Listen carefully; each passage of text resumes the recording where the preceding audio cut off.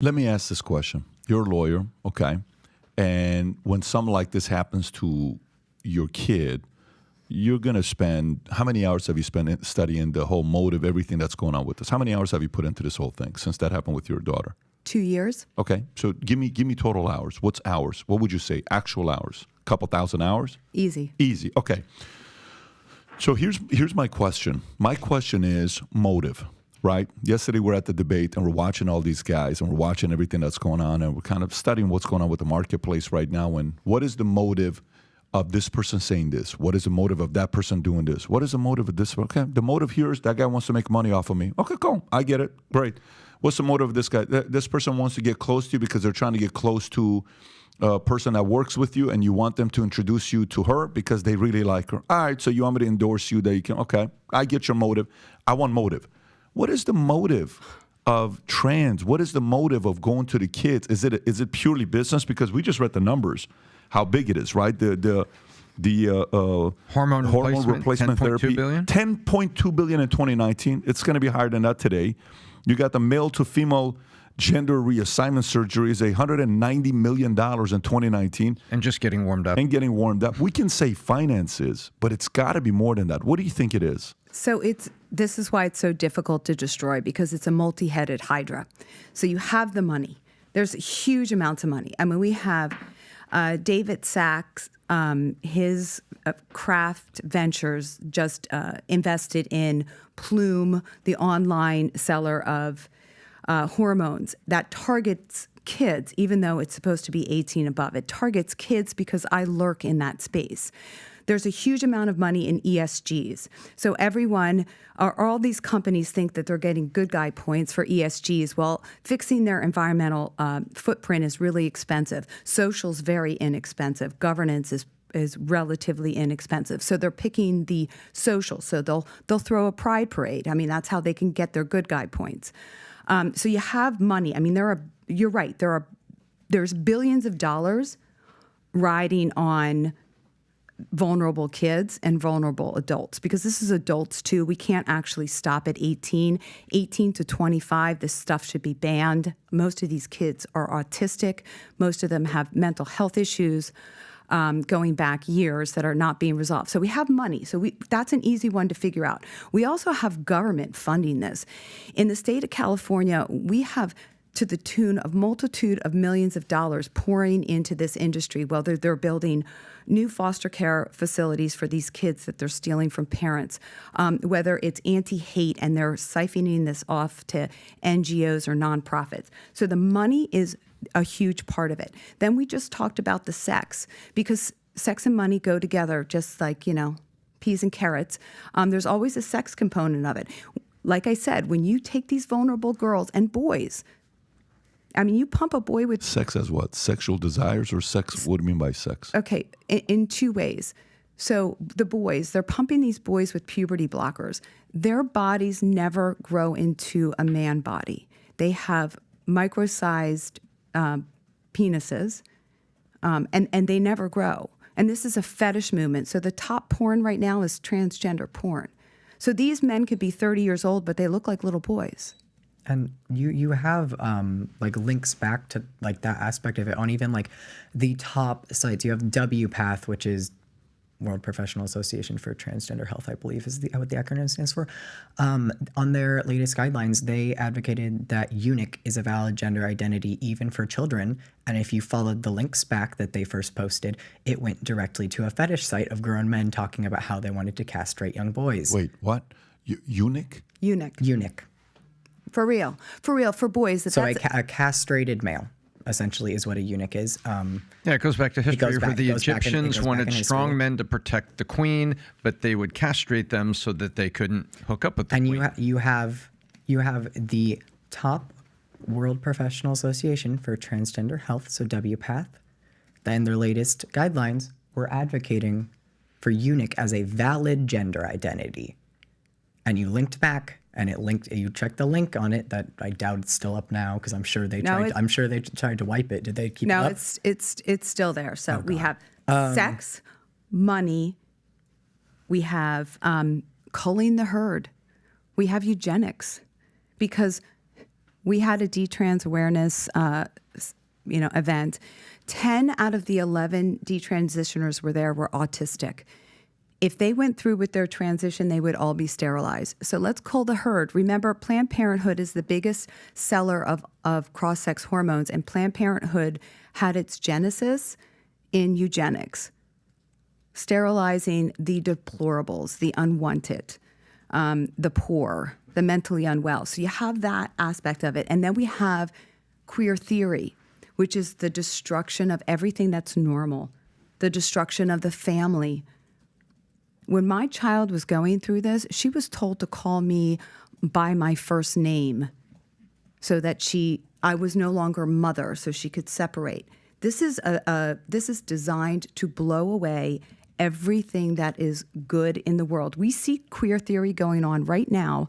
When you see all these protests in support of Hamas, this is queer theory again. It has to keep queering.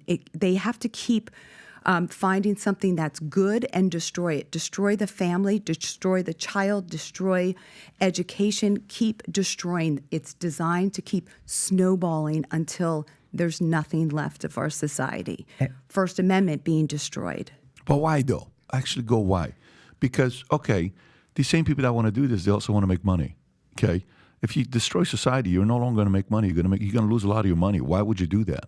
Like, you can't have a society of people that are not working, that are, that can't be a net positive to society. Why would they do that? Well, that's where the aspect of belief comes in, and at least in my opinion, is one, in the transgender aspect, you are making a permanent patient out of someone. So even if you can't have kids, no, okay, then we'll just push you down the line to IVF or surrogacy or anything else that will provide money.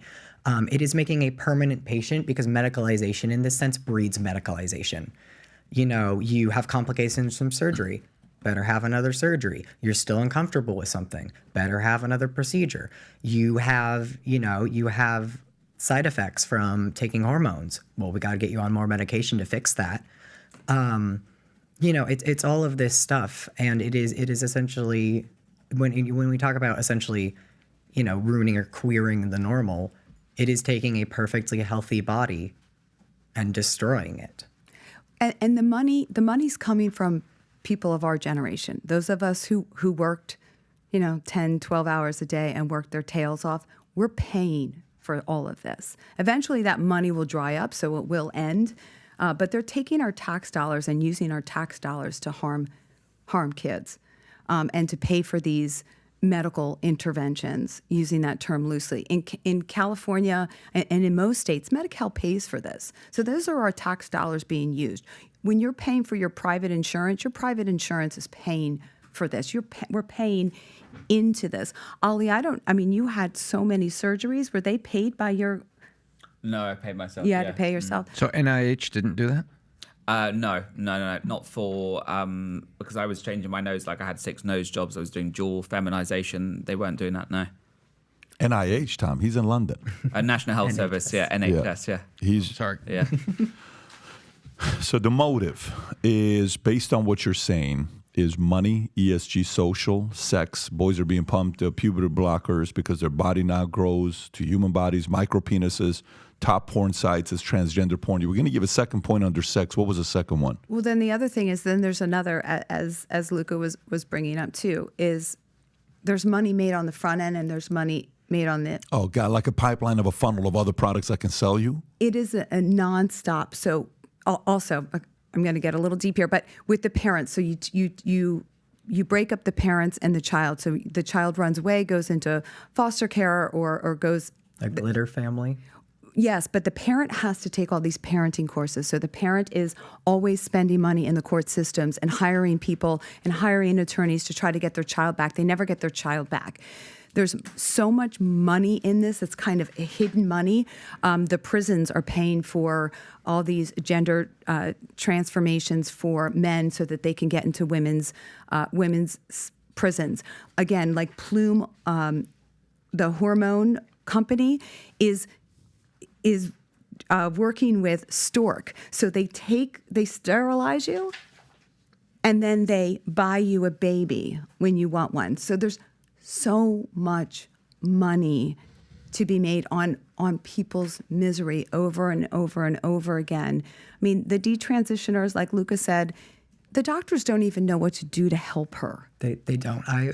When I first detransitioned, I went to a doctor that was at the gender clinic at my current university because I was like, I got off testosterone. I was like, I need blood work done. I need to see where my levels are at. I knew exactly, like what I needed for that, just to see what damage was done. Essentially, is what I needed to see.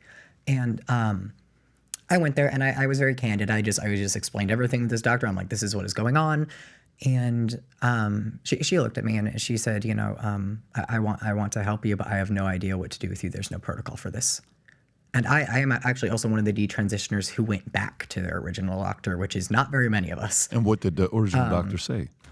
This is just the next step on your gender journey. Wow. Is what I got told, and no real help was offered. And here's the thing: like at the time I went back to that clinic, I was still pretty newly detransitioned, and I would have been willing to like, okay, you know what, maybe this doctor's different. Maybe she will help me. Maybe she would understand. And instead, she looked mildly panicked through like the Zoom call because this wasn't even in person. She looked mildly panicked that I even brought up that I didn't think I could consent to this stuff at 16 with all my mental health issues going on, and told me that this is the next step of my gender journey, and then I had to pay for the Zoom call appointment, which was a lot. I'm sorry, I was going to make a point regarding that. So also these hospitals, they don't want to treat detransitioners because it makes their statistics and data look bad. So you see all of these clinics, trans activists, they'll claim there's a 1% detransition rate. Why do you think that is? It's because they're not actually treating them. They just send them out the door. Sorry, we can't help you. We can't reconstruct your breast. The Medicaid or Medicare isn't going to pay for that reconstruction. So they don't want those statistics. And, that's what trans activists always argue. There's a 1% detransition rate. But we know there are so many. There's a Reddit group online with 50,000 people in a detransition forum. I believe it's higher than that now. It's higher now. This is the medical economy. This is the dark side of the medical economy that we all saw during COVID, where hospitals wanted to declare deaths related to COVID because it helped their statistics and their federal grant money on the other side. So there's this whole dark economy. That's the word that keeps coming to mind as I'm listening to you. It's like there's this dark economy, the dark trans economy. It's pure arrogance, by the way, to say this is what Wikipedia, detransition is more common in the early stage of transition, particularly before surgery. The share of trans people who detransition is unknown, which estimates generally ranging as less than 1% to as many as 8%. And then right below that, of course, you have the gender GP link. Which is what? Go to the gender GP links. Let's see what that is. A trans. It's a trans activist group. But it's funny because some of the major studies on studying quote unquote detransition didn't even include people who actually identified as detransition. Like there was the national transgender survey that was going around this time last year. And by virtue of being a detransitioner and no longer being part of that, you could not even respond, meaning that they are not even counting detransitioners in this number because it was supposed to gauge how many people are there. And then you don't get an answer of, okay, well, here's how many detransitioners there are. I'm trying to look up how many people are now in the detrans subreddit, because even since I joined it last year, it is shot up. Is that number public? Can we see that? It is public. So it currently has 51K members on r/detrans. On the detrans members, 51,000 members. 51K members on r/detrans. And last year it was 37,000. So it keeps growing. I mean, it just keeps growing. And there is one study that they did through the military where they showed the number of military personnel that went on cross-sex hormones and then stopped coming for their cross-sex hormones, and that's 30%.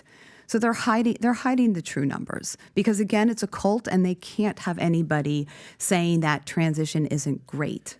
The detrans subreddit is what I lovingly refer to as one of the most depressing places on the internet. The what? One of the most depressing places on the internet. This is the GP trans? No, the detrans subreddit. Why is that?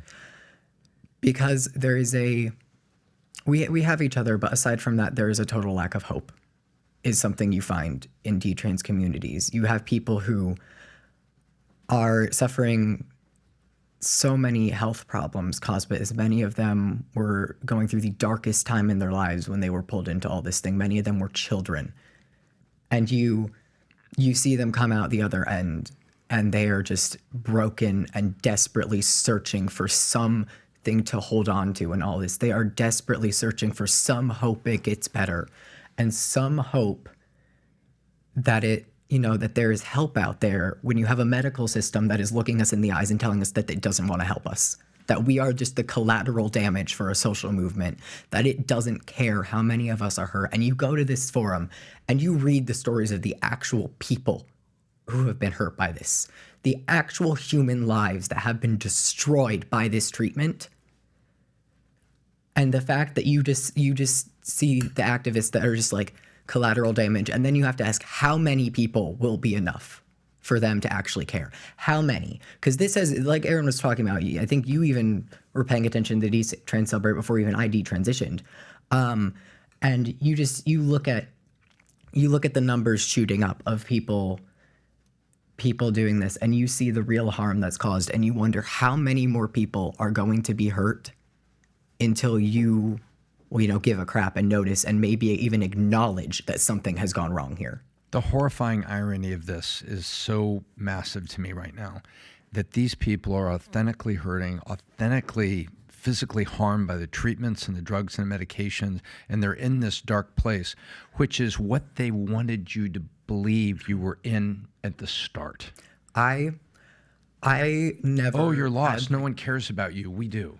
I never was truly suicidal until I detransitioned and was having to deal with the real consequences of things like joint pain so bad I couldn't get out of bed last winter, of things like pelvic pain so bad I was curled up in the fetal position on the couch, until realizing that I may have destroyed my chance completely of having children, until realizing that parts of my body are gone, that there was nothing wrong with. There was nothing wrong with my body, and it was cut up. And having to come to terms with that, and thank God, I'm in a much better place now, and thank God I have people in my life and some of the other detransitioners that like understand what I'm going through. But the medical industry has essentially created a destroyed subset of human with lifelong health issues and lifelong almost trauma surrounding their body now, and kicked them out the back door because it doesn't look good on their stats. Here's the thing, too. I get phone calls from detransitioners that are suicidal. They are literally suicidal. They call me, I can't go on.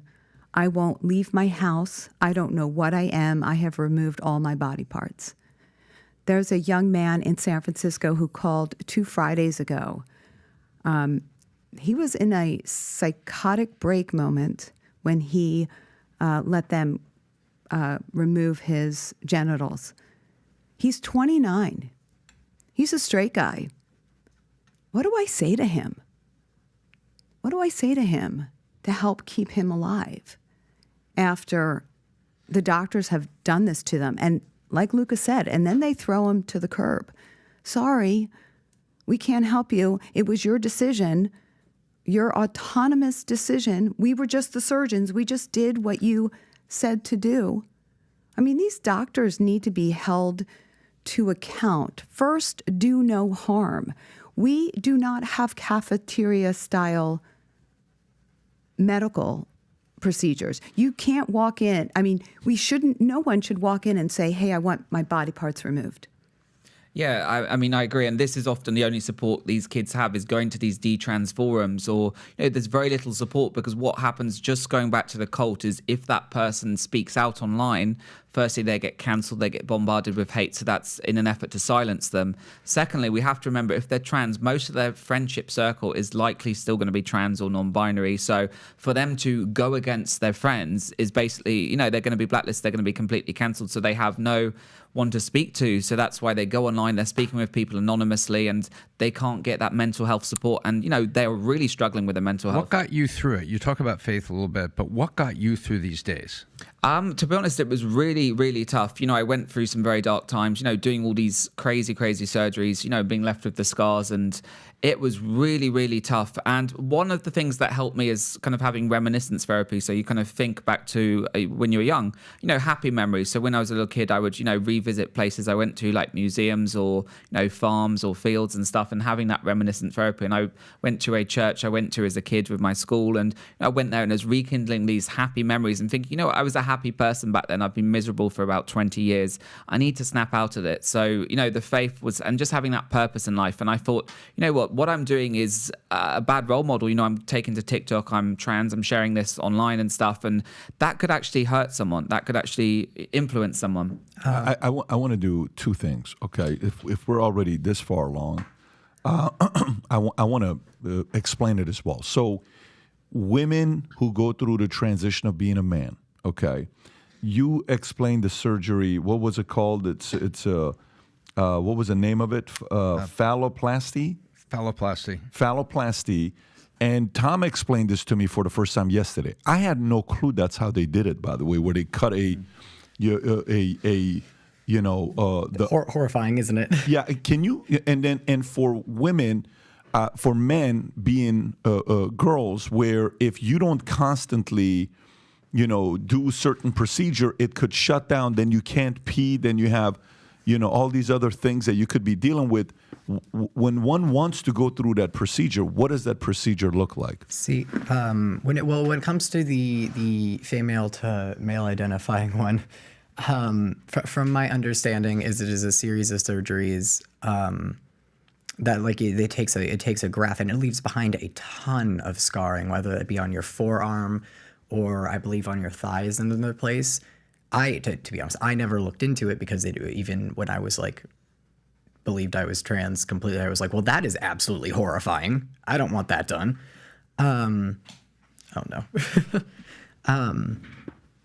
But yeah, it's terrifying. It is. These have such high. What are you talking about? They have such high complication rates too. You see people going in revision after revision after revision. You see surgeons that always do a terrible job and are known to do a terrible job of these things in the community. Except trans people are shut down whenever they talk about their health issues or these bad surgeons because they think it's going to look bad on the rest of the community. And that is why r/detrans is also a place where you're hearing about some of these health issues that transition causes that get shut down in trans circles because you might scare someone and they might not transition if they knew the health effects. In our shocking research on phalloplasty, it says that 40% of the time they end up incontinent because they lose control of the muscle that we all release when it's time to pee. Yeah, they also bleed. They have a lot of cramps. They have to constantly go to the toilet, and they're basically in pain for the rest of their life. And then if a man becomes with woman parts, vaginoplasty, they have to use a dilator every single week for the rest of their life. And there was a case of, Jazz Jennings, who has the reality TV show, and her mum, who has transitioned since she was a kid and also encourages other parents to transition their kids. She was bragging about it, joking about it. And you can see this young kid, she's about 18, 19 now, Jazz Jennings. She is really, really suffering with her mental health. You see it on the screen and it's heartbreaking. And the mum is bragging that, oh, don't worry, you can use a dilator. And that's the reality of what these people that transition have to go through. They're never going to be able to have these parts functioning normally. They're always going to have complications. They're going to be in pain. And again, there's no treatment for that because these doctors don't want to help them. Once they've done the operation, you're out the door. They don't want you on as a statistic, as a detransitioner. Also, one thing that the phrasing, at least, that I liked is I have a friend who detransitioned, and he's referred to essentially the entire thing, specifically the bottom surgeries, as a sexual lobotomy. Your function is gone. It is destroyed. He's referred to the process of gender transition as a sexual lobotomy, and I think that is a very good way to phrase it because of the fact that it is a physical intervention that is destroying a part of you for what is a mental health condition.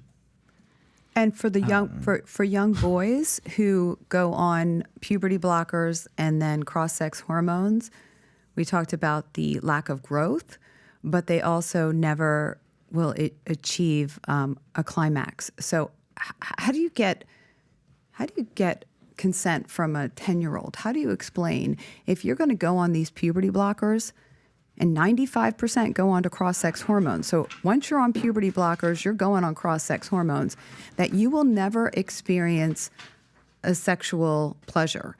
How do you explain to a 10-year-old what that means? To give something up that you have no idea what it is. And this is, I believe, Forever. Forever. How do you explain that? How do you define an orgasm? I believe this was out of the UK, one of their conclusions, but there is no age appropriate way to explain to a child what the complete loss of their sexual function as an adult is. There's no age appropriate way to explain it. Whether that be, the boys on puberty blockers who will never develop that way, whether it be putting young girls on testosterone to the point where they have atrophy so bad that it doesn't matter, they're not going to be able to do things anyway. So it's terrifying, and there is no age appropriate way to explain that to a child. And also, it's one of those things where, like, why are we, listening to a young teenager, young child's judgment when that kid is saying they don't want to have kids? Of course they don't want to have kids. They're a child themselves. They haven't gotten a chance to grow up and know what that means. And we are destroying not only their sexual function, but their fertility before they have even gotten a chance to mature and get to the point where they can have the long-term decision-making to decide if that is something they even want. Yeah, I mean, to me, it goes back down to the responsibility of the parents.